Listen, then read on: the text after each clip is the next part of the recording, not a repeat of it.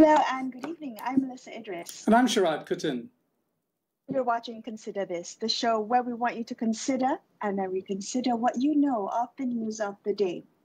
Liew Tong recently retained his position as Johor DAP chief for the fourth straight term at the state party elections last weekend, with Kulai MP Teo Ching as his deputy. Now, the contest captured headlines as a battle between two divergent tendencies in a party, one leaning towards its Chinese demographic base and the other towards its more multiracial commitments. But does Chin Tong's win settle that debate once and for all? To help us understand the dynamics between within one of the largest parliamentary blocs, we have on the line with us Liew Chin Tong, Senator in Dewan Negara, also Chief of DAP Johor. Chin Tong, welcome to the show. Thank you so much for joining us today. Thank you, Melisa. Hi, Sharaad. How are you? Hi. Can we begin the conversation, Chin Tong, with by asking you whether you think the media's framing of this contest was adequate to really understand what was going on? I mean, the media's framing had this two divergent sentiments, one that was predominantly Chinese centric and the other was more multiracial. Was that a fair assessment? I think there were some parts of that was an exaggeration, but they were definitely what they call groups in the party trying to portray it in such dichotomy. But actually, such dichotomy is irrelevant to me, or actually outdated. In 1980, there was such a debate within the DAP where the Chinese educated felt that the English educated, what they call leaders, were neglecting them or actually aging them out. But that was 1980. Today, we are in a situation where many of us are actually multilingual. For instance, actually, myself, Ni Ching and Yobi, we were educated in Chinese, but we have very strong multi-ethnic Malaysian outlook. So it doesn't just fit into those models. And I think it's time for us to move beyond the 1980s labels. Chin Tong, if I could just bring up the question of Ronnie Liew and the debate he sparked, it did seem to resonate. I mean, the aspirations to move ahead and to truly embrace the multiracial character of DAP, not just in terms of its ideology, but in terms of its actually, party membership and its ability to capture, more than just Chinese majority seats. Is to that extent, did Ronnie's criticisms or concerns actually still reflect a certain truth about the party? Well, let's put it this way. The DAP has always been pushing for a multi-ethnic Malaysian agenda. But of course, there are segments within the Chinese community that actually think in a very Chinese term. Now, I would like to say this. Actually, most of DAP base accept the multi-ethnic Malaysian vision from day one. Back in the 90s, when I first joined, we were trying to persuade Chinese not to support MCA just because MCA was a Chinese party. Today, we are trying to persuade Malays not to support UMNO just because UMNO is a Malay party. So the DAP grassroots, the DAP membership, by and large, support a multi-ethnic approach. However, within the Chinese community, there are many who think in a rather Chinese, insulated Chinese way, and that perhaps is the challenge that we are facing. So I like to see that, for instance, let's say in the last election, 90% Chinese voted for the opposition. But actually, the DAP and Pakatan Harapan had only about 65%, which are our stronghold.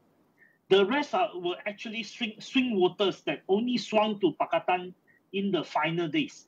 They were uncertain, they were undecided, and they were easily influenced by ideas from the Chinese press, ideas that actually say that Pakatan was not pro-Chinese.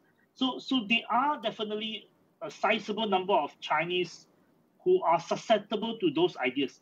But I firmly believe that majority of DAP members are actually in support of a multi-ethnic approach. Okay, so I wanted to come back to something that you were quoted as saying at that press conference after you won. I may quote you according to press reports that you said it was time for Johor DAP to heal and unite. And to quote you, you said, if there were flaws in my previous term, I will do my best to rectify them now.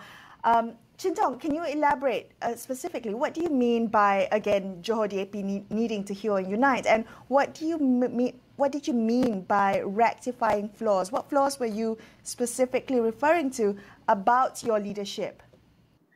There were difficulties in getting everyone together in the last few years because there were cracks in the last party election in 2018. And this election basically settled the differences over the past few years and also gave Johor DAP a chance to heal and also to move forward. There were accusations against me during the party election that I did not call sufficient number of meetings and that I was not calling enough meetings during difficult times, which I have explained. But the point is, I think we have to move on. And therefore, if there were any criticism, I'm willing to take it, and we are prepared to turn things around in the new term. And as I say, this new term is not just me leading, but I want to see this as a joint leadership between me and my deputy, Teo Ching, and also a very strong team. I think Johor plays a very important role nationally. In the last election, Pakatan Harapan won 18 parliamentary seats in Johor. And Johor forms, without Johor, Pakatan Harapan would have problem winning federal power. So I think it's time for us to come together. It's time for us to prepare for the next general election. Tong, one other thing that's quite striking about the wins was that, of course, the women did very well. The top, in fact, two positions polled were by women, a part of your team, I guess. But it's also true that 14 out of the 15 top polls went to people, largely men and Chinese men. Is that a reflection of the recruitment or the failure of recruitment of a more diverse membership? Okay, out of 15, 5 were women.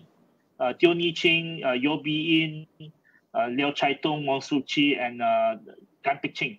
So 5 out of 15 were actually women. So 1/3 are women. And in terms of ethnic diversity, as I say, the DAP was a sundry shop. It was a grocery shop. It is now trying to be, or it is now a hypermarket. And we have to diversify and we have to expand. So in those years when I first joined, not only that Malay did not want to join DAP, Chinese did not want to join DAP.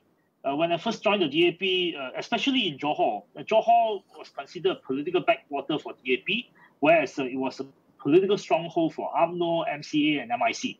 So when I say about 20 years ago, even say about 15 years ago, Chinese in Johor who joined DAP are often ostracized by their own community.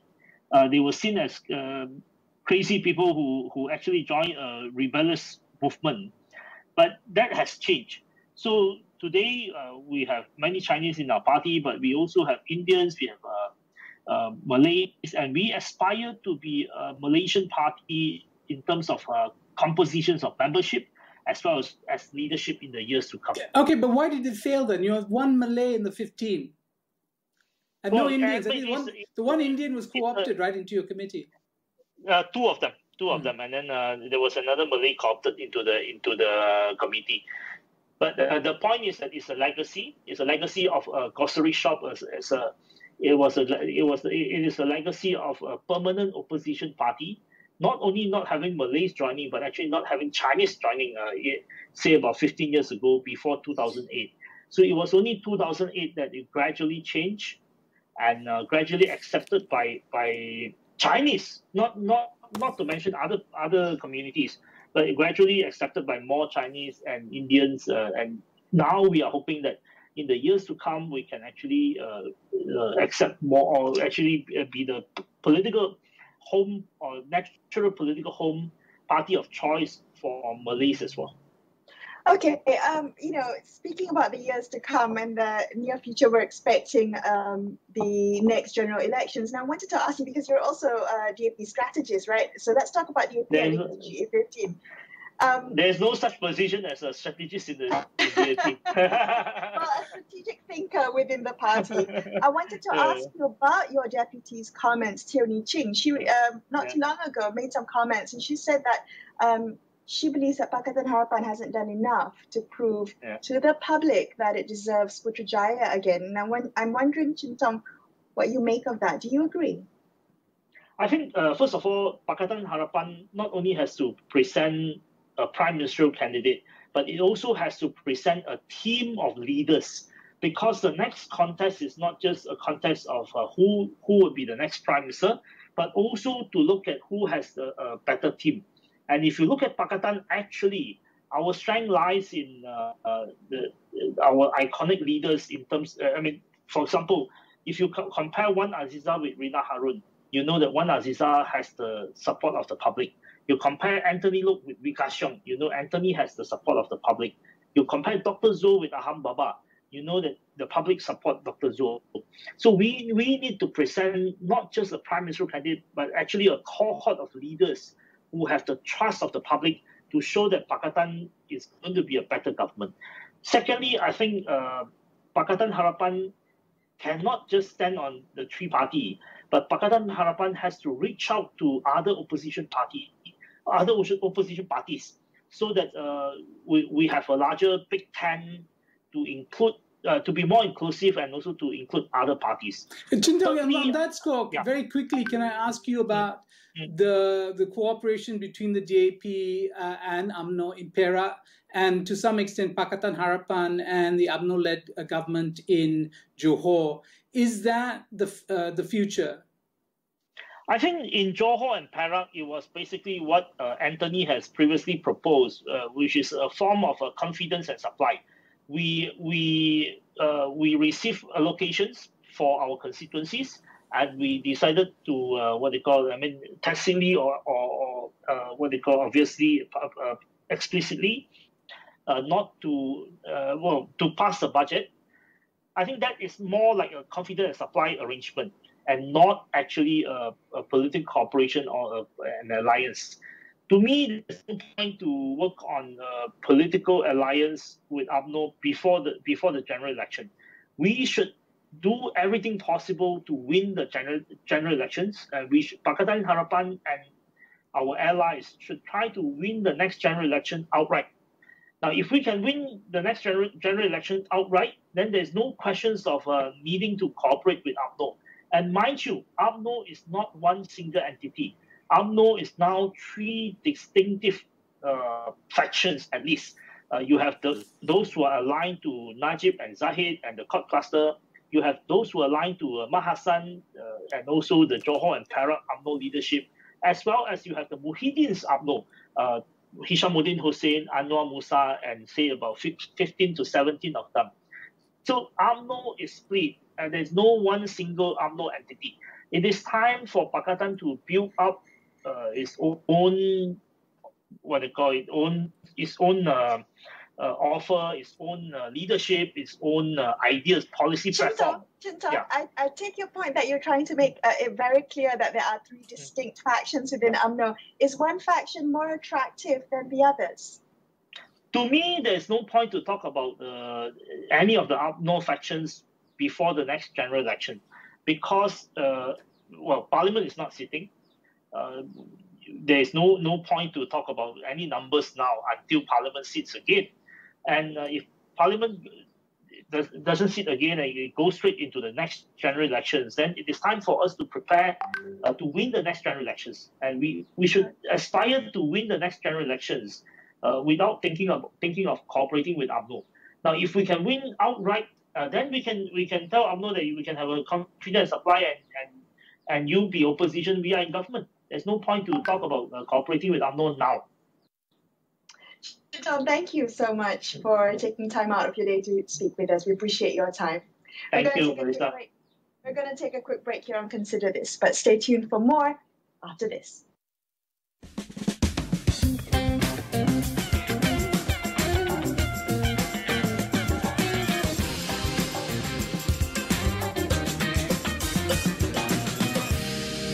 Ke depan kita boleh maju.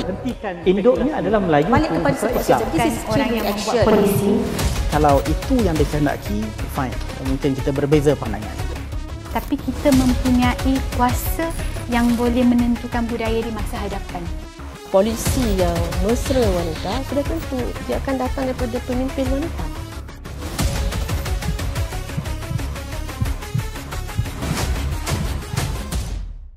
Perang COVID-19 masih belum berakhir. Dalam kita berusaha memutuskan rantaian wabak ini, kita jangan terpedaya dengan virus maklumat palsu. Simak fakta melalui www.astroawani.com atau aplikasi Astro Awani. Teruskan berdisiplin, ratakan lengkungan pandemik ini. The third wave of COVID-19 has taken us by storm. There's no room to take anything lightly. Everyone must follow all the steps to stop the spread of COVID-19. Social distancing, face mask, follow these steps, this SOP with the utmost discipline. Together, we can flatten the curve. Bila sentuh soal berita, tiada masa untuk tunggu. Kepada anda kami bawakan fakta, susulan dan kupasan yang terkini. Tiada drama dan tiada pengulangan. Usah tunggu lama-lama. Awani 745 lebih awal dari biasa. Kini berwajah baru. Ini pula susulan khas pesawat Back Air di Kazakhstan. Pesawat berkenaan dilaporkan tergelincir 2 kali. Notifikasi berita terkini dan navigasi mudah. Podcast dikemas kini dengan berita dan program. Rebirth, Reformasi, Resistance and Hope. Serta video tanpa had dengan scroll tanpa henti. Buat turun aplikasi baru Astro Awani sekarang.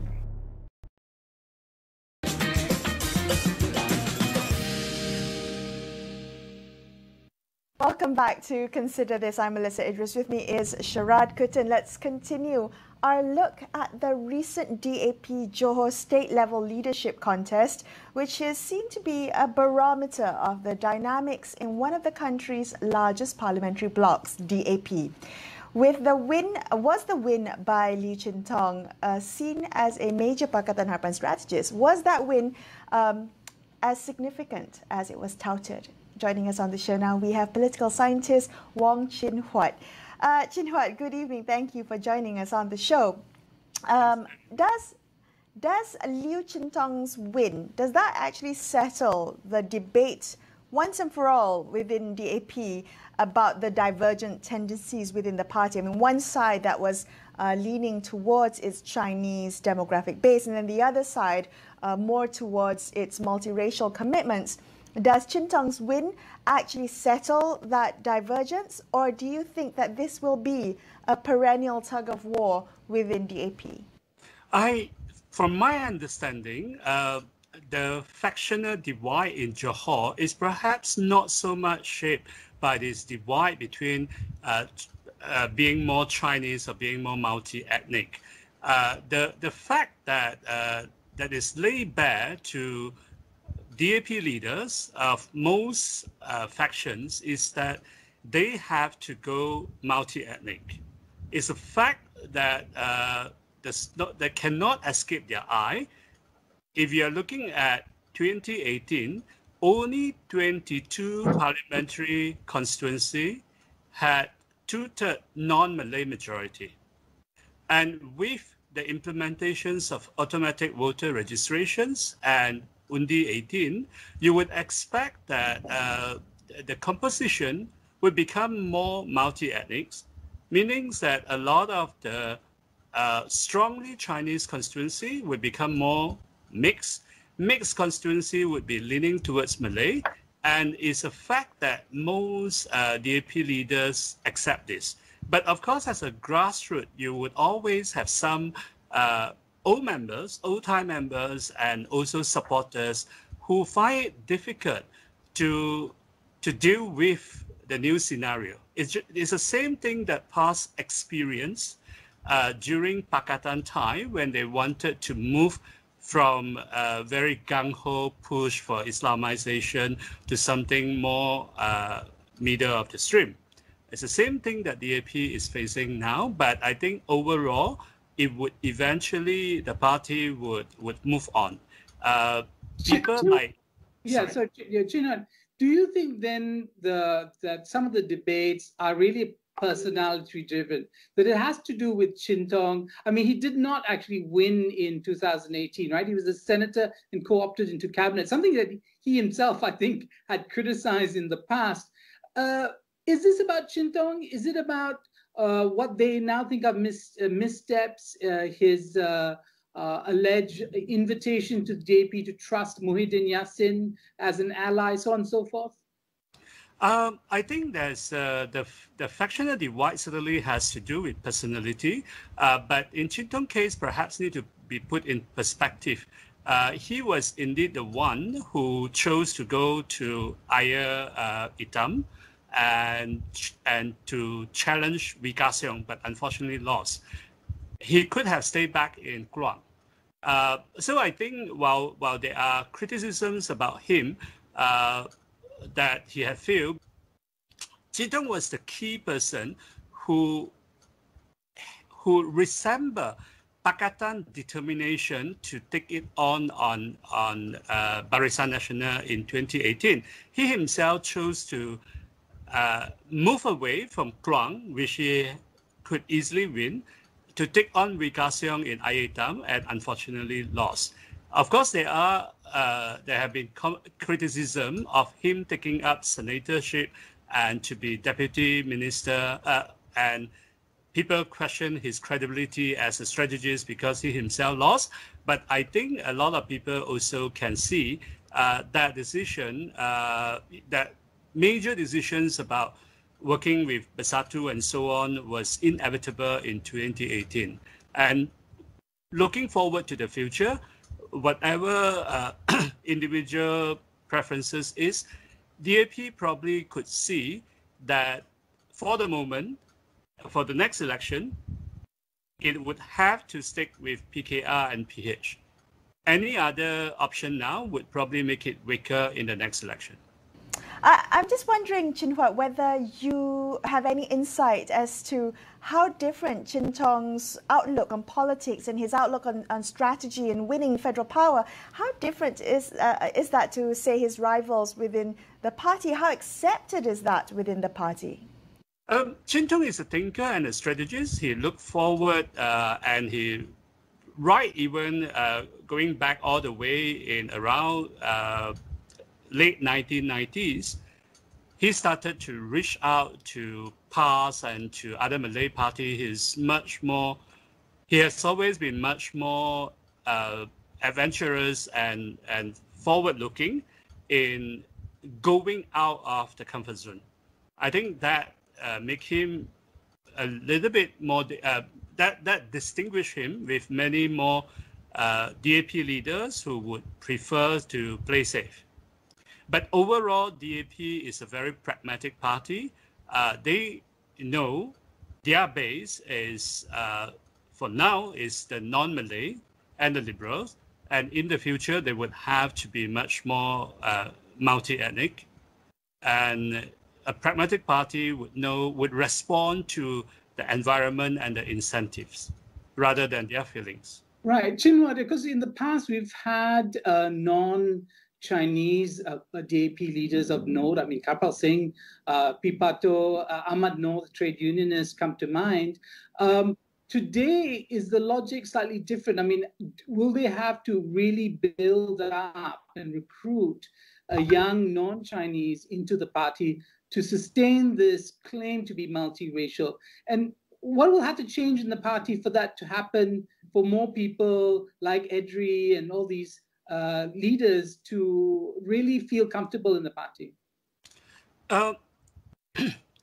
The non-Chinese, especially Malay leaders, would certainly grow stronger when they can command support from the ground and win seats. In fact, in that PH period, DAP appointed Malay Deputy Minister from Route, and then you have Malay Exco in Perak, in Malacca, and also in Johor.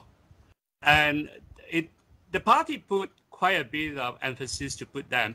But in order for all these leaders to be able to move more towards the center stage, they would have to take on more constituency. But that comes to DAP existential limits by the electoral system, because you would have to, for you to move to take more seats, more Malay majority seats, you probably need your partners to give way, or until we have a new electoral system where people can vote for the party directly, and therefore you can cultivate your support regardless of the exact constituency or locality. All right. Chin Huat, thank you for sharing those insights with us. We really do appreciate your time, taking time out to speak with us today. Thank you. Thank you so much. That's all we have for you on this episode of Consider This. But before we leave you, a quick reminder that you can get all the latest news and information on COVID-19 vaccines. You can get that at astroawani.com and the Astro Awani app. Thank you so much for watching tonight's episode. I'm Melisa Idris. And I'm Sharaad Kuttan, signing off the evening. We'll be back with you same time tomorrow. Till then, good night.